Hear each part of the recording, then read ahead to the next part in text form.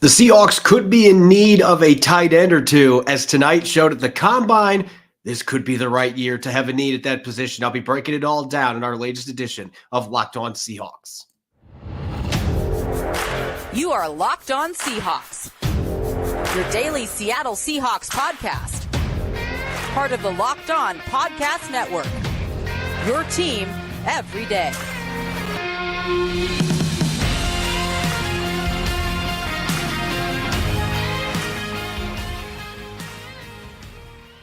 Greetings, 12. This is Corbin Smith, host of the Locked On Seahawks podcast, your daily Seahawks podcast, part of the Locked On Podcast Network, your team every day. A special thanks to all the 12s tuning in here on Blue Friday. It's the evening here in Indianapolis, an exciting second day of the NFL Combine on-field workouts. Going to be diving into the big winners at tight end, cornerback, safety, and also looking at whether or not John Schneider might be considering a potential trade up to get a quarterback once we get to the draft in April. It's a jam-packed episode brought your way by FanDuel. Make every moment more. Right now, new customers get $150 in bonus bets with any winning $5 bet. That's $150 if your bet wins. Visit FanDuel.com/lockedon to get started. Now for your lead story here on our Blue Friday edition of Locked On Seahawks. Among their 14 unrestricted free agents, the Seahawks have two of their top tight ends in Colby Parkinson and Noah Fant set to hit the market. Veteran Will Dissly also has a massive $10 million cap hit in the final year of his contract. So there's a lot of uncertainty in a position that has maybe been the most stable on Seattle's roster the last couple of years.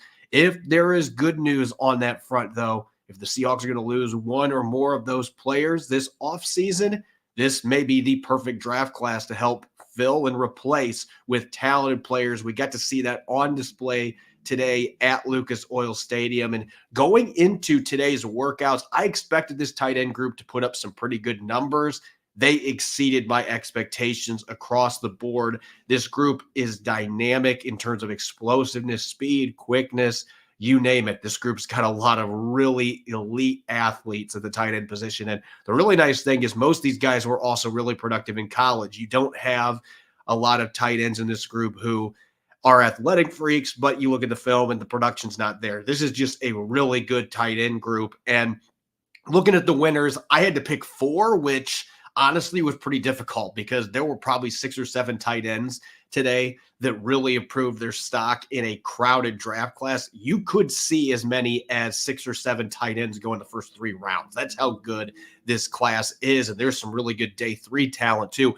I want to start off with a local prospect. I wish I was talking about Jack Westover too. Unfortunately, he did not have the ability to participate in today's events because he's recovering from surgery on his left hand. But his tight end counterpart at Washington, maybe the biggest surprise for me tonight in the tight end group, was Devin Culp. Now, like the rest of the tight ends, he did not do the 3-cone or the short shuttle. None of the tight ends did the agility drills. So if there's one thing that disappointed me tonight, I would have loved to see what these guys could have done in those drills. But at 250 pounds, Culp ran a 4.47 40-yard dash with a 1.55 10-yard split.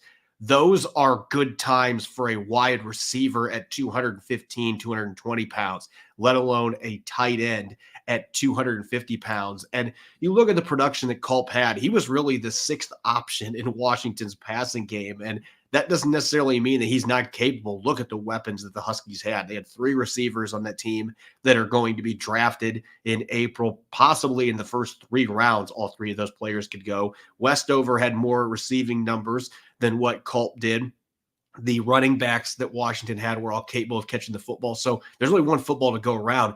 I could see Devin Culp being one of those players that ends up being much more productive as a receiver in the NFL than he was in college because of the players that he had around him in that offense. When he was given chances to make plays, though, he averaged 13 yards per reception this year, had a couple of touchdowns. So he has shown himself to be capable. He just didn't get very many opportunities. So he made himself some money today, especially when you consider he might have improved more than any tight end in the country as a blocker last year. He was a mid-level blocker at best in his junior season last year, jumped all the way up to number 12 in run blocking grade for tight ends. I watched the film too. It's night and day difference between his previous seasons and what he did last year for the Huskies. So this guy's really an ascending prospect right now. Another player to keep a close eye on, Tip Ryman from Illinois. And I will admit, I didn't know a lot about this kid going into today, other than the fact that he's 265 pounds and he ran a 4.64. Once I saw that time at his weight, that was one that really opened my eyes. And then a 10-foot, 1-inch broad jump at his size. This is an intriguing size, athleticism, talent that didn't have the numbers that, say, Devin Culp or some of these other tight ends had. He had 41 career catches with 5 touchdowns in 4 seasons at Illinois. So that is not an area that's been a strength for him. The Illini have not necessarily had a great passing game to begin with, but he's clearly got the physical tools. And as big as he is, the blocking's been inconsistent. There has been games where he has shown up blocking for Chase Brown a couple years ago, but he's been inconsistent. Nonetheless, this is a guy that now is definitely going to be on the radar for teams. I did not have him in my top 12 tight ends. He may not still be there because of the lack of production. At the same time, though, you can't deny the athletic talent. This guy is more of a diamond in the rough type player where you can hopefully develop him. And this is a guy that maybe in the late 6th or 7th round, you can take a shot on him and hope to develop him. I could see him being a player that's kind of like Will Dissly at the next level, where there hasn't been the receiving production in college, but he's certainly capable of, and with more development could be a really good blocker at the next level too. But he certainly made himself money. Probably was an undrafted candidate. Now I think very much in the range to get drafted on day 3 for the Illini. My third big winner at the tight end position, this might have been the most impressive all-around workout today. Theo Johnson from Penn State, and he's got some decent numbers. He's gradually improved as a receiver in his 4 years with the Nittany Lions, 34 receptions. He had 7 touchdowns this year. So he really took a big leap, and we're talking about a massive tight end that ran a 4.57 40. He nearly jumped out of the building, 39.5-inch vertical jump and a 10-foot, 5-inch broad jump at well over 250 pounds. So I thought this was the most impressive all-around workout for any player in the tight end position, considering that some of the guys like Culp only ran the 40-yard dash and didn't do anything else. This guy did both the jumping drills and was near the top of the list in both of those categories and had one of the fastest 40 times too. And he's one of the bigger tight ends in this class. He's coming from Penn State. He was a very good blocker for the Nittany Lions. You better be able to block in the Big Ten. So this is a guy that maybe was early day 3. I could see him sneak into day 2 now because of this athletic profile to go with the blocking prowess, the fact that he has demonstrated that he can do some damage as a receiver. And the last guy here, he is my number 2 tight end behind Brock Bowers. And all he did was solidify that tonight. And I think he's clearly a second-round selection. I think he'll be the second tight end off the board. And that is Ben Sinnott from Kansas State. I did not expect to see these kind of athletic numbers from him because when you watch the film, he's more of a blue-collar grinder, really knocks people at the line of scrimmage as a blocker, and he can make plays in the passing game. You just didn't necessarily see him as a field stretcher, but 4.68 40-yard dash is much better than I expected. I thought he was going to be maybe in the mid-4.7s, which was fine, but he had a 40-inch vertical jump. So this guy's clearly got way more explosiveness than I gave him credit for. 10-foot, 6-inch broad jump. Both of those jumps were first in the tight end group. And then you watch the film, and this guy's a really polished football player who had 80 receptions and over 1,000 receiving yards with 10 touchdowns the last 2 years for the Wildcats. So I was already very high on this kid, and now seeing him go out and perform the way that he did today, again, I think this solidifies him as tight end number 2 in this draft class. Maybe Jatavion Sanders from Texas is number 2. Rob Rang, my co-host, that would be his number 2 tight end.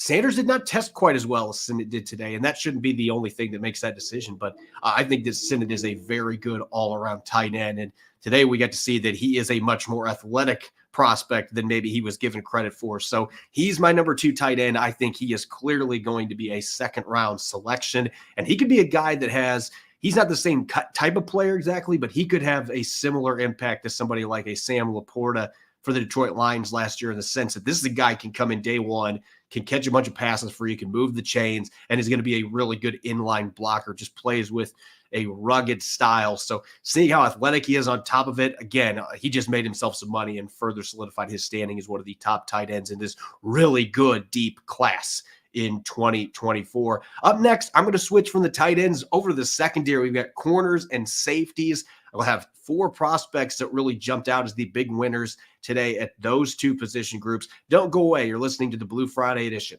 of Locked On Seahawks. Get buckets with your first bet on FanDuel, America's #1 sportsbook, because right now new customers get $150 in bonus bets with any winning $5 bet. That's $150 if your bet wins. Bet on all your favorite NBA players and teams with quick bets, such as who's going to make the first basket of the night, live same-game parlays, including Jason Tatum and Jaylen Brown to each score 25 points for the Celtics, exclusive props such as how King James will score his 40,000th point. That's likely going to happen in the Lakers' next game, and more. Just visit FanDuel.com/lockedon and shoot your shot. FanDuel, official sportsbook partner of the NBA. You're listening to the Blue Friday edition of Locked On Seahawks. This is your host, Corbin Smith. A special thanks to all the 12s that are listening in on this Blue Friday. A nice evening here in Indianapolis with the scouting combine taking place.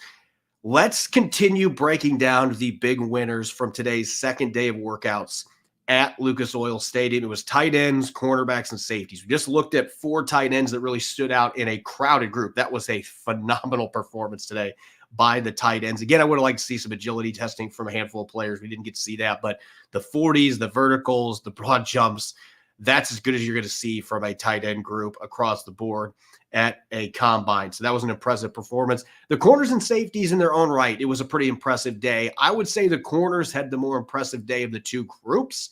More guys to choose from there, but there were certainly some safeties that jumped out with their performances today as well. I'm going to start off with a familiar name to Seahawk fans. A few years ago, the Seahawks invested a 7th-round pick in Bo Melton, the receiver out of Rutgers. He never played a regular season game in Seattle, and interestingly, he has now found his way into the rotation in Green Bay and had a great end of the season working with Jordan Love.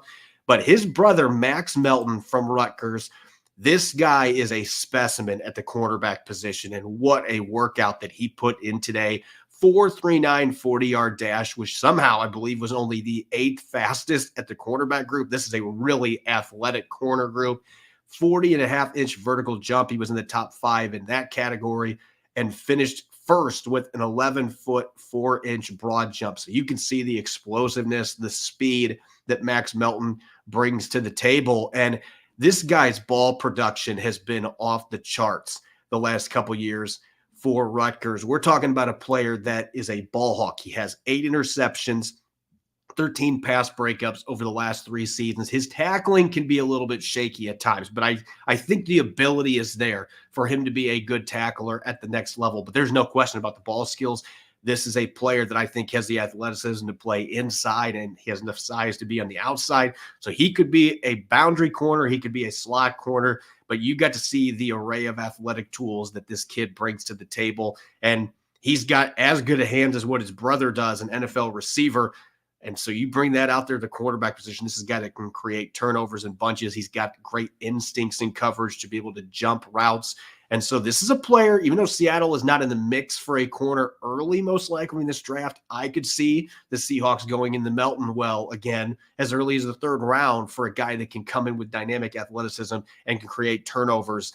Either way, I think he just secured his place as a day 2 selection in a really good cornerback group with the workout that he had and the production he had with intercepting passes, breaking up passes over the last 3 years for the Scarlet Knights. My other big winner at the cornerback position, a familiar name for Michigan fans, Mike I always mess up his name, Mike Sainristil. There we go. The corner from Michigan. And interestingly, Mike McDonald did not coach him as a cornerback. He was still a receiver when McDonald was at Michigan in 2021.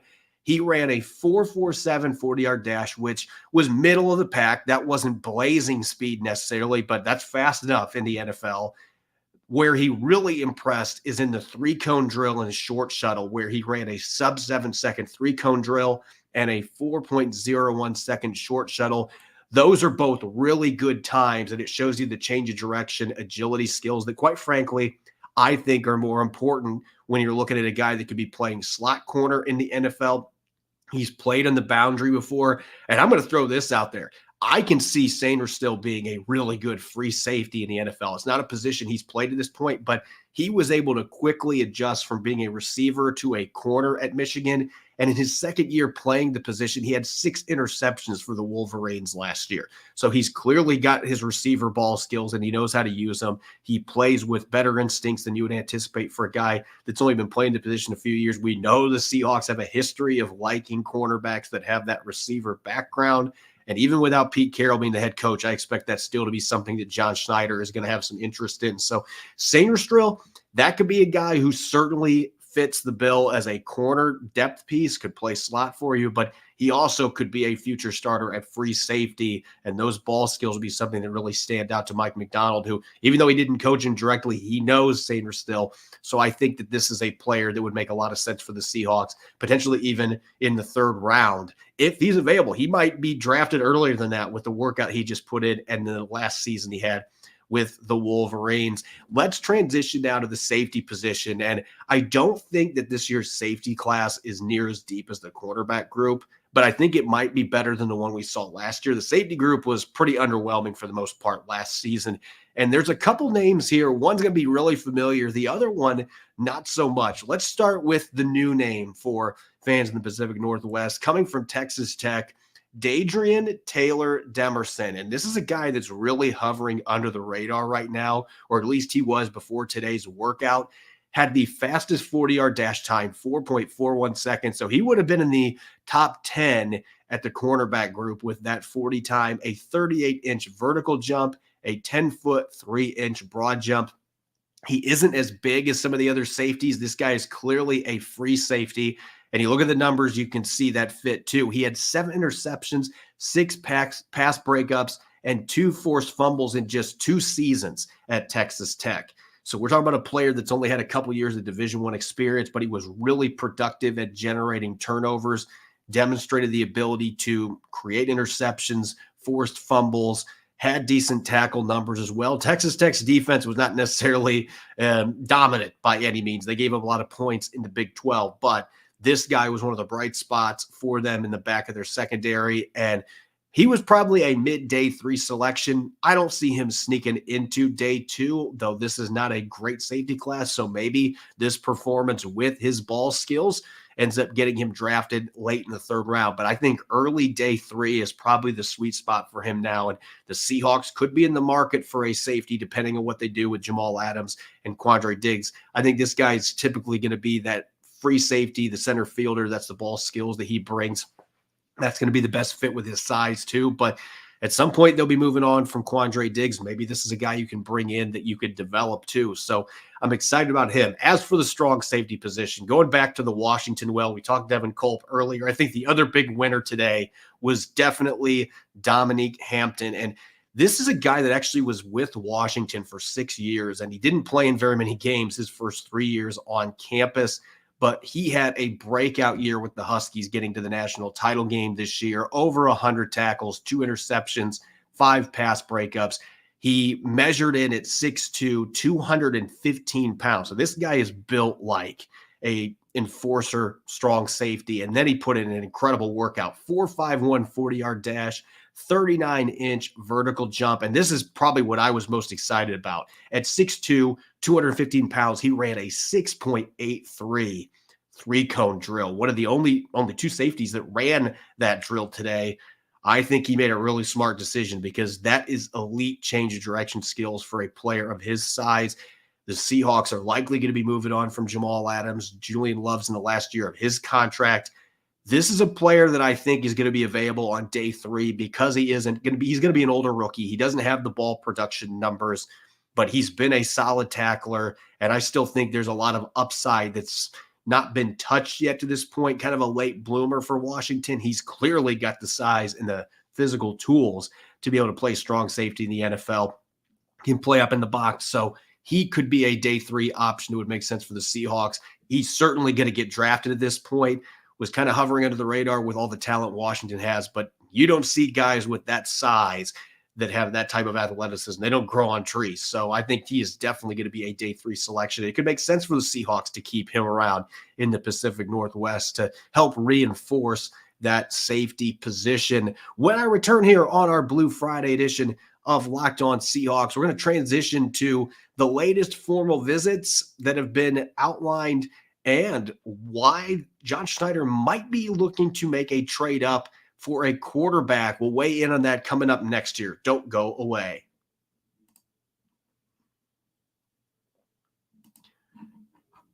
Now for a word from our sponsor, BetterHelp. What's the first thing you do if you had an extra hour in your day? For me, I wish I had a bit more time for painting and creating artwork. The best way to squeeze that special thing into your schedule is to know what's important to you and make it a priority. Therapy can help you find what matters to you so you can do more of it. BetterHelp Online Therapy will assess your needs and can match you with your own licensed professional therapist in less than 48 hours. Therapy's worked wonders for me over the last few years. But don't just take my word for it. Having someone in your corner to guide you when you're struggling to navigate obstacles can be invaluable. If you're thinking of starting therapy, give BetterHelp a try. It's entirely online, and it's been designed to be convenient, flexible, and suited to your schedule. Just fill out a brief questionnaire to get matched with a licensed therapist and switch therapists anytime for no additional charge. Learn to make time for what makes you happy with BetterHelp. Get 10% off your first month at betterhelp.com/lockedon. That's 10% off your first month of online therapy at betterhelp.com/lockedon. You're listening to the Blue Friday edition of Locked On Seahawks. This is your host, Corbin Smith. A special thanks to all the 12s out there, whether you're listening in Medical Lake, Washington, or in Grand Rapids, Michigan. Greatly appreciate each and every one of you for making Locked On Seahawks your first listen 5 days a week. We greatly appreciate it. The Seahawks officially underway at the Combine, orchestrating formal visits, and we don't have all 45. That's the limit for the teams. We haven't been able to get the information on all of those visits, but we've got a pretty good idea which guys the Seahawks at this point have met with, including a couple of Washington players, a couple of Michigan players, a few top prospects. What really stands out, they have 4 quarterbacks or 3 quarterbacks that they have met with so far: J.J. McCarthy, Jaden Daniels, and Drake May, who are all projected to be first-round selections. Daniels, the Heisman Trophy winner, and Drake May, coming from North Carolina, probably going to be gone in the first 5 picks. And so a lot of fans have been scratching their heads a little bit. Why are the Seahawks, who picked 16th overall, meeting with these top quarterbacks, especially with Geno Smith now being restructured? It's going to be really difficult for them to be able to move up into the top 5. And there's even been some murmurs in Indy being on the ground here. There's been some murmurs about J.J. McCarthy potentially being in the first 5 to 10 selections as well. You could see 4 quarterbacks go in the first 10 picks in this year's draft. So the Seahawks, with these formal visits, they could just be doing their due diligence. That's where I'm leaning towards at this point. But if one of those players happens to still be available and they get outside the top 5, maybe John Schneider is thinking about potentially making a move. The problem that they are going to have, you have to look at the draft capital, and this is why this could be an impossible task. Even if John Schneider loves J.J. McCarthy and he's somehow there at pick 7 or pick 8, the cost to move up, it's going to be difficult for Seattle to do that with the capital they have. Not having a second-round pick because of the Leonard Williams trade, that is going to hurt them. Now, could they flip their first-round pick and both their third-rounders as part of a package to be able to slide into the top 10? That certainly could happen, but they would have to give up high picks next year to be able to do that. And I think the cost to trade into the top 10 this year is going to be more expensive than it was a year ago because of the quarterback situation, the fact that overall I don't think this is a very deep class. There's a few positions like tight end and cornerback that are going to be pretty deep. But as a unit, as an entire class, this is not one of the deeper draft class. You only had a limited number of early entrants, the lowest numbers since 2011. So that's going to impact the talent pool that teams have to look for. But Seattle has 1 pick in the first 75 this year. And then in 2025, they don't have a 5th-round pick, which that wouldn't impact trading up. But they don't have the most capital that they've had. They had 10 picks going into last year's draft. They only have 7 this year. 4 of them in the first 3 rounds, just 1 in the first 2. So when you look at the past trades that have gone down, a few years back, this trade blew up in San Francisco's face. The 49ers moved up from 12 to pick number 3 to draft Trey Lance. They traded 3 first-round picks and a second-round pick to be able to do that. They gave up a king's ransom, then had to turn around and trade Lance for a 4th-round pick to the Dallas Cowboys when that deal ultimately didn't work out. They did find Brock Purdy in the 7th round, so it in the end didn't end up hurting them, and they wound up finishing as the runner-up this year in the Super Bowl to the Kansas City Chiefs. The other trade that happened most recently, the Houston Texans moved up from number 12 to number 3 last year with the Arizona Cardinals. They gave up a pair of first-rounders and a pair of second-round picks in order to do that. So not quite the same price, but that is still a lot of draft capital to move up. And they didn't draft a quarterback. They drafted a pass rusher in Will Anderson, who did win Defensive Rookie of the Year. So far, it looks like that price that they gave up, Texans got to the playoffs, looked like they can justify that. If he turns into one of the best pass rushers in the league, then they certainly can justify the compensation that they gave up to the Arizona Cardinals, who will have their first and second rounders this upcoming draft in April. Just looking at the amount of capital that teams are giving up, the Seahawks don't have the ability to give that kind of a package. Not having a second round pick right now. They do have one next year. They have a first rounder next year. If John Schneider absolutely falls in love with a QB and wants to move up from 16, that's the other thing to consider. The 2 trades I just mentioned were from pick number 12. You're 4 full spots back. That is going to increase the price to be able to move up, especially if you're trying to move into the top 5. You're talking at least 2 first-round picks, if not a third one in 2025.